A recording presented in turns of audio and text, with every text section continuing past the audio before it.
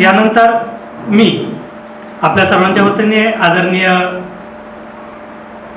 धम्म परिषदेचे वरिष्ठ मार्गदर्शक आणि विशेष सहयोग सुरेश नाना शिशुपाल यांना विनंती करतो, त्यांनी 2 शब्द या ठिकाणी आम्हाला शुभेच्छापर व्यक्त करायचे आहे. आदरणीय सुरेश शिशुपाल नाना.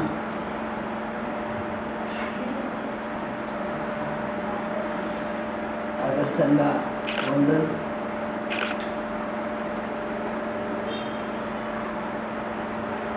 आज या ठिकाणी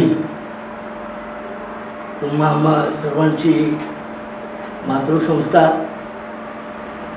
भारतीय बौद्ध महासभा, त्या भारतीय बौद्ध महासभाच्या महिला आघाडीच्या अध्यक्षा आदरणीय आईसोमती रंजना राजगुरू यांच्या अध्यक्षतेखाली एक सन्मान सोहळा आपण आयोजित करतो. खरं म्हणजे मला वाटतं ह्या हॉलमध्ये 5वी-6वी बैठक असेल आणि दरवेळेला आपण पाहतो की आमचे राहुलजी गायकवाड सर्वांचा सत्कार करतात. परंतु आमचे सुनील दुट्टे साहेब मला बोलले का शिशुपाल सर, आपल्या राहुलजी गायकवाडांचा सत्काराबद्दल बोलतात.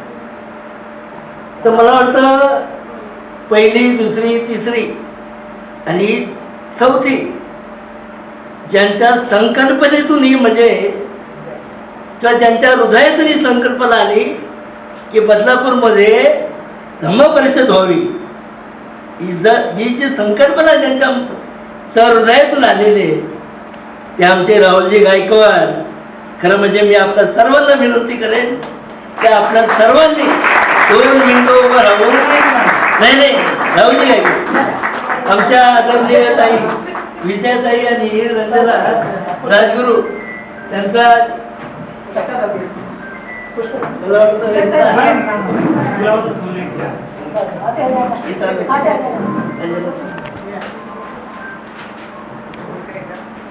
सर्वांना नम्र विनंती की आपण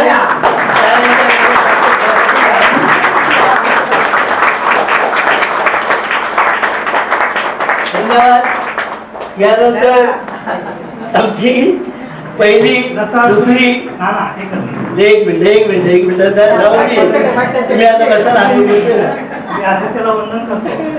आणि हा जो तुम्ही सगळ्यांनी लक्ष द्यायचा, जो तुम्ही माझा सन्मान केला, तुम्ही मला ती संधी दिली, त्याबद्दल मी तुमच्या सगळ्यांना या ठिकाणी बसून अभिवादन करतो. अरे तुमच्या या विश्वासाला आजपर्यंत 1ली, 2री, 3री आणि 4थी जी बदलापूर शहर आणि ग्रामीण भागातील ही जी धम्म परिषद आपण आजपर्यंत म्हणजे परिपूर्णत्वाला नेली, त्या परिपूर्णत्वाला नेताना आपल्याला ते प्रसिद्धीचे माध्यम आहे का जे आपल्या हा जो अल्बम हा 25 वर्ष टिकेल असा व्हिडिओ शूटिंग आणि अल्बमच्या माध्यमातून आपल्याला ज्यांनी संधी देणार आहे ते विश्वासजी गायकवाड साहेब. खरं म्हणजे यांचं देखील गेल्या 4-4 धम्म परिषदापर्यंत ज्यांनी आम्हाला टाईम टेबल बघितलं नाही. आम्ही जे बोलल्यानंतर सकाळी मला वाटतं 7 वाजता येऊन बसले इथे बाबासाहेबांच्या पुतळ्याजवळ. तर मला वाटतं आपण पुन्हा एकदा आपले सुनील दुट्टे सर आणि आमच्या आदरणीय भगिनी विद्याताई आणि रंजनाताई या आमच्या विश्वासरावांचा सत्कार घेतील. आपण सर्वांना एकदा 2 मिनिटं उभं राहून त्यांचा सन्मान करावा अशी मी त्यांना संपर्क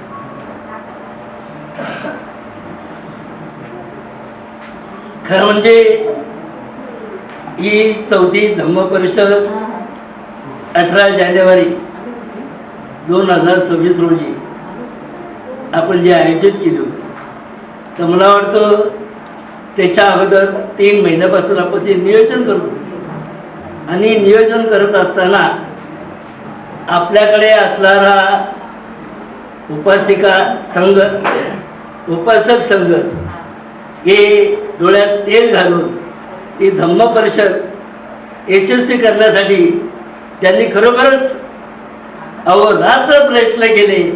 मी त्यांचं एक आयोजक म्हणून या ठिकाणी आलेल्या सर्व धम्म उपासक आणि उपासिका यांचा मी मनपूर्वक आभार मानत आहे. आपल्या सर्वांचा त्या दिवशी मी पाहिलं का जो हर्षभरीत चेहरा, हर्ष उत्साह, अति उत्साह म्हटलं तरी चालेल, परंतु सर्वांच्या चेहऱ्यावर एवढा उत्साह मी पाहिला तर मला वाटतं आमच्या भगिनी, जसं सरांनी सांगितलं कार्याध्यक्षांनी, की आपली जागा जाईल म्हणून काही लोक सकाळी तो उपमा शिरा खाल्लाय, चहा पिले साहेब, त्यावर ते दिवसभर मला वाटतं सकाळी 8 वाजल्यापासून तर रात्री मला वाटतं 8 वाजेपर्यंत काही लोकांनी जागा सोडल्या. किती मोठा उत्साह आपल्या धम्म परिषदेच्या माध्यमातून तथागतांची शुद्ध अमृतवाणी आपल्याला श्रवण करण्यासाठी, आपल्याला ग्रहण करण्यासाठी या बदलापूर शहरामध्येच नाही तर ठाणे जिल्हा, मुंबई जिल्हा आणि रायगड जिल्ह्यातून तांदोळी म्हणजे छोटी छोटी मुलं येऊन या धम्म परिषदेला उपस्थित होते. या बदलापूरकरांचं सार्थ अभिमान आहे. आपण सर्वांनी जे परिश्रम केले याचा आम्हाला गर्व आहे. म्हणजे एवढी मोठी धम्म परिषद की भगवान बुद्धांच्या अमृतवाणी आमच्या कानावर पडले पाहिजे. भंतेजींची जी धम्मदेशना ग्रहण करण्याची शक्ती आमच्या बौद्ध बंधू आणि भगिनीमध्ये ॲटोमॅटिक ऊर्जा निर्माण झाली. भगवान बुद्धांनी त्यांच्यामध्ये ऊर्जा भरली असा एवढा मोठा प्रकार मी स्वतःही पाहिजे. मी अंधश्रद्धेवर बोलत नाही तर काही लोक म्हणतील ऊर्जा कुठे जायला बसले बाबा, बरोबर सॉरी जरा माफी मागतो. तर हा जो सोहळा आहे, आमची काल परवा बैठक झाली, राहुलजी आमचे काही ठरवे की येणाऱ्या 2027 मध्ये घोरपडे मैदानावर त्याचा भीमोत्सव होतोय. त्या ठिकाणी आमची धम्म परिषद सकाळी 6 ते रात्री 10 वाजेपर्यंत होणार आहे आणि तेही आपल्या परिश्रमातून. आणि म्हणून आम्ही विचार केला राहुलजींनी की आपल्याला 2027 लक्ष गाठायचं असेल तर आम्हाला ज्यांनी ज्यांनी आर्थिक सहकार्य केलेलं आहे, ज्यांनी ज्यांनी आमच्या ह्या धम्म परिषदेचा प्रचार आणि प्रसार केलेला आहे, अशा सर्व बंधू आणि भगिनींचं आम्ही या ठिकाणी एक सन्मान सोहळा आयोजित करावा असं आमचं ठरलं. आणि मग आम्ही विश्वासरावजी गायकवाड साहेबांना देखील सांगितलं तर विश्वासरावजी येणाऱ्या 8 फेब्रुवारी रोजी आम्हाला या ठिकाणी कार्यकर्त्यांचा सन्मान सोहळा आयोजित करायचा आहे, तर तुम्ही आलं पाहिजे. आणि ते बरोबर दुपारी 2 वाजता. आता ही 2027 लक्ष ठेवत असताना आमच्यावर फार मोठी जबाबदारी आहे. ही जबाबदारी अशी आहे की आम्हाला आमच्या एक सक्रिय कार्यकर्त्यांची 50 महिला, 50 पुरुष धम्मसेवक आणि धम्मसेविका यांचा एक नियोजन समिती आपल्याला निवडायची. आणि त्या नियोजन समितीमध्ये 100 लोकांचा जेव्हा भरणा होईल त्यानंतर आपण 21 लोकांची ही भव्य धम्म परिषद नियोजन समिती महाराष्ट्र शासनाकडे रजिस्टर करणार आहोत. आणि रजिस्टर झाल्यानंतर या बदलापूर नगर परिषदेमध्ये असणारे सगळं जे वार्ड क्रमांक 1 पासून 50 पर्यंत आहेत त्यामध्ये असणाऱ्या आमचा बौद्ध धम्म बांधव याची आपण जनगणना करणार आहोत. आणि या जनगणनेच्या माध्यमातून 100 रुपये वार्षिक वर्गणी आणि 10 रुपये प्रवेश फी म्हणजे आपण जे पत्र छापणार आहोत त्याला 10 रुपये प्रवेश फी. अशा प्रकारे येणाऱ्या पुढल्या रविवारपासून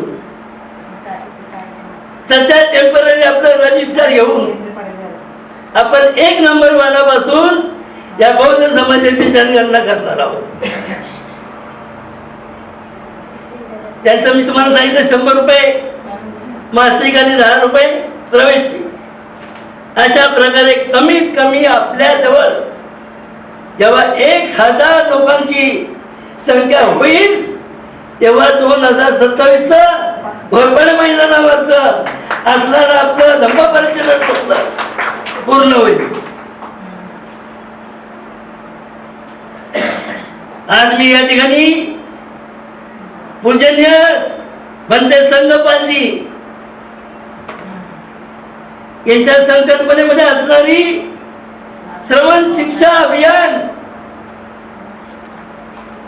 या श्रवण शिक्षण अभियानाच्या मार्फत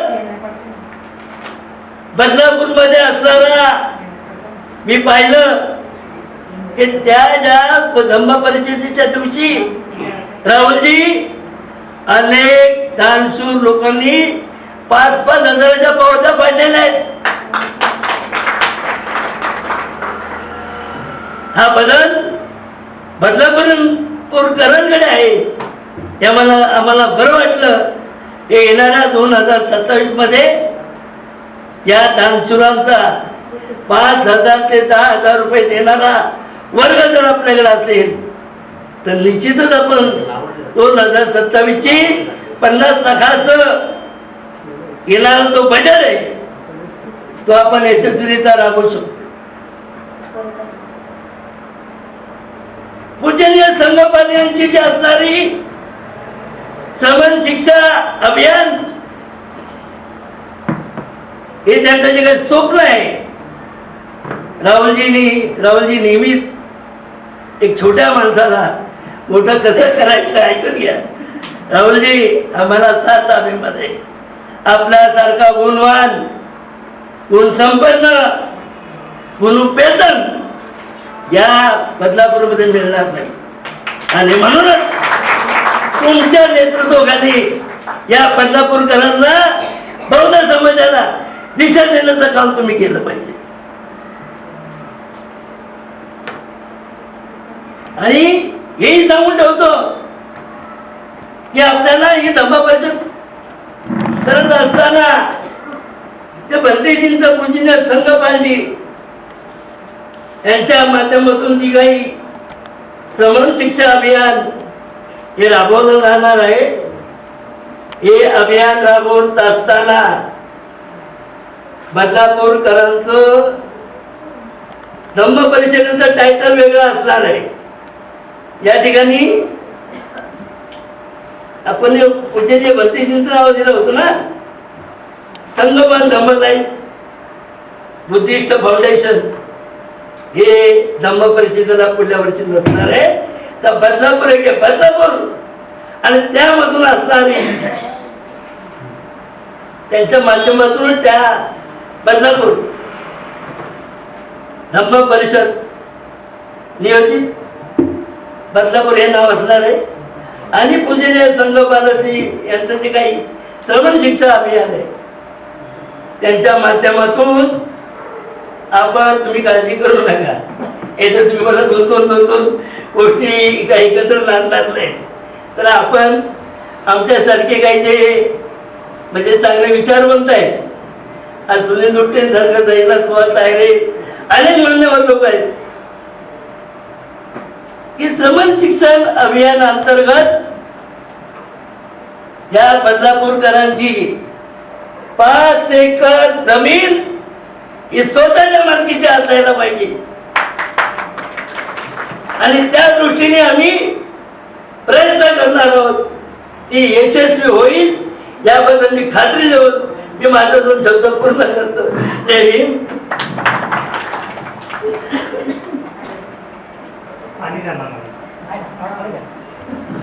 धन्यवाद नानासाहेब. आपण खूपच या ठिकाणी अतिशयोक्ती केली कामाची. आम्ही एक छोटेसे कार्यकर्ते आहोत.